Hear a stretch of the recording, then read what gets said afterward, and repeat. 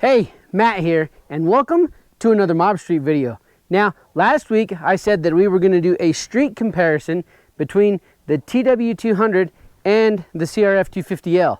Well, I spent almost 500 miles in between both of these bikes this last week, and here it is. This is the street comparison for the CRF versus the TW200.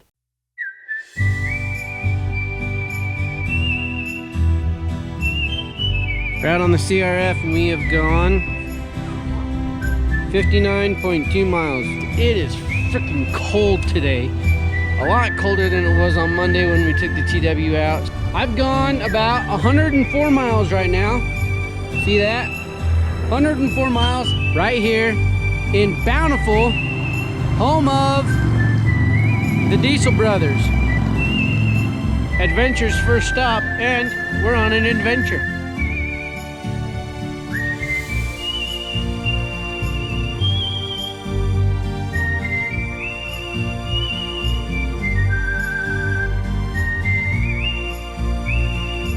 That is the TW in front of the Freedom Bus on the CRF, and we have gone 135 miles. This is one way. This is where Butch Cassidy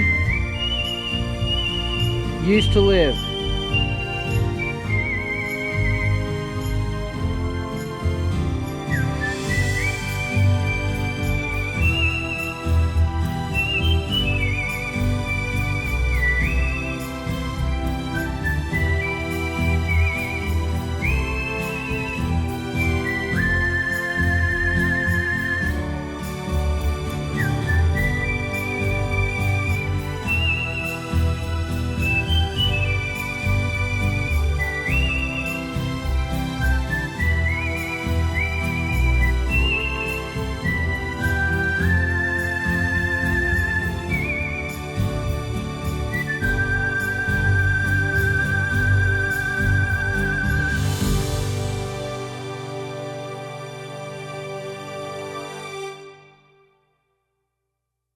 Now, I'm not gonna lie, straight out the gate, I really thought that the CRF250 was gonna walk all over this competition.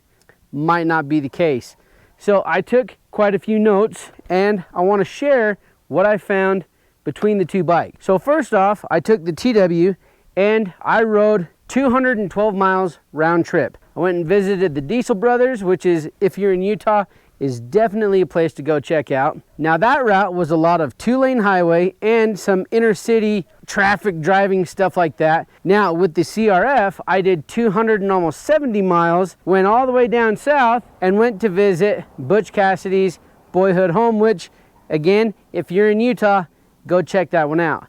Now that route had a lot of more rural towns and a lot of open highway, because I figured with the 250 and the 6-speed, that would be the bike to take down there. First off, right off the bat, let's talk about comfort. Now the TW has a seat height of 31.1 inches and the CRF is sitting right around 34.5-ish. Naturally, with me being 5'6" with a 30-inch inseam, the TW felt quite a bit more comfortable in those inner city ridings. I had to put my feet down and a lot of traffic had to stop. It was a lot easier to do that for me on the TW than it was on the CRF. However, what I found kind of surprising was the ergonomics of the TW for me and my build were quite a bit more accommodating than they were on the CRF. Now, this 250 is in stock form. One thing that I noticed right off the bat was it felt like my knees and my feet were actually quite a bit higher than what they are on the TW. So I noticed that I was starting to get a little bit more uncomfortable on the CRF than I was on the TW. And I put, like I said, well over 200 miles on both of these bikes. One thing that I want to add too is the seat on the TW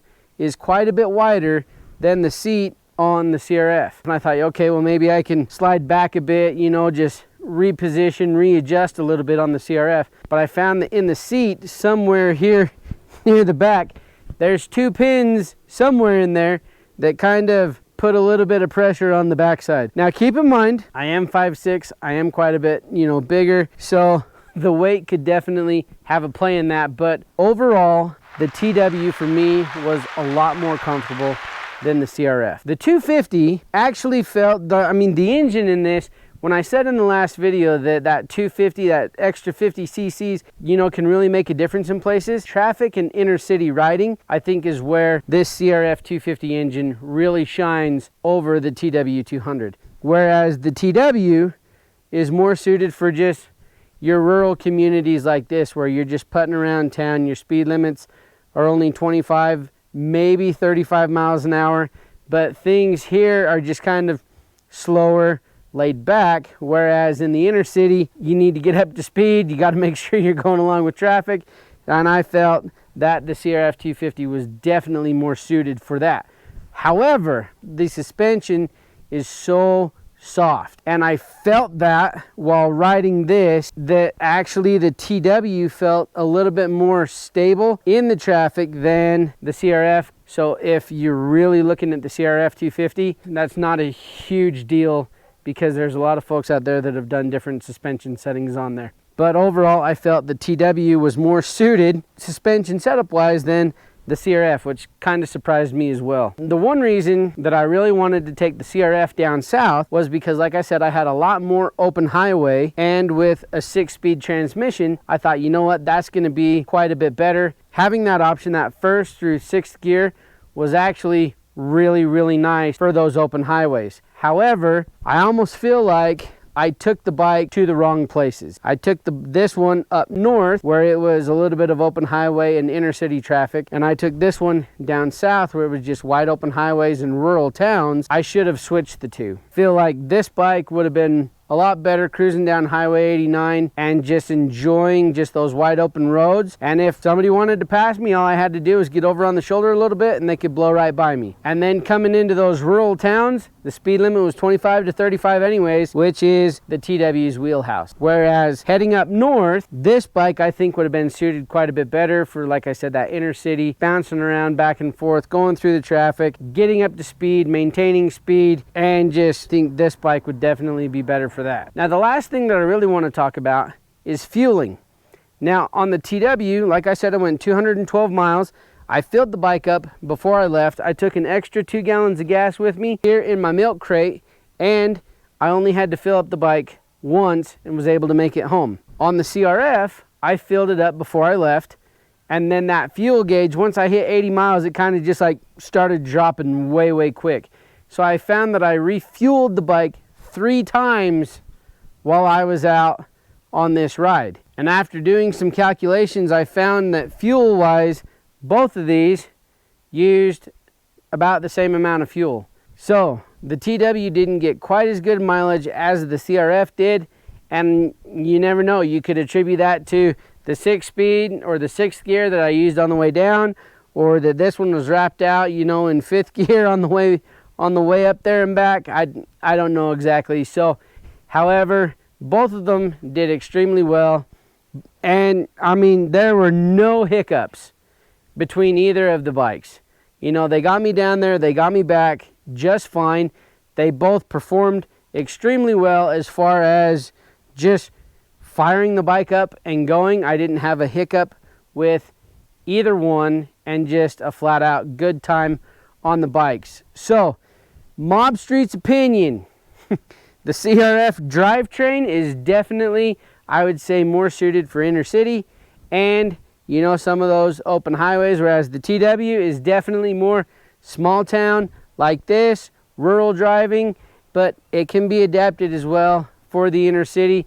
It really just depends on what you want to do, what you're comfortable with, and the real streetability aspect of it all is which motorcycle you feel the most comfortable on, because the comfort is going to create confidence, and the confidence is what you need when you are getting on the bike. Well, there you have it. This has been the street comparison between the CRF 250L and the TW200. I hope you found this video informative and just maybe answered a couple questions for you. If there's still questions or comments or things that you think that I missed, please put those in the comments down below. I will do my best to get back to those as soon as I can. And as always, make sure to hit like, hit subscribe, and follow along. And if you haven't already, check us out on Instagram because there's quite a few pictures of both of these bikes that I did on the rides this week. And again, there's some really cool places here to check out. So if you are in Utah, make sure to check out the Diesel Brothers clear up north in Woods Cross and Butch Cassidy's place. There's a lot of really cool American West history out here. So that's it. I'm Matt. This is Mob Street, and thanks for watching.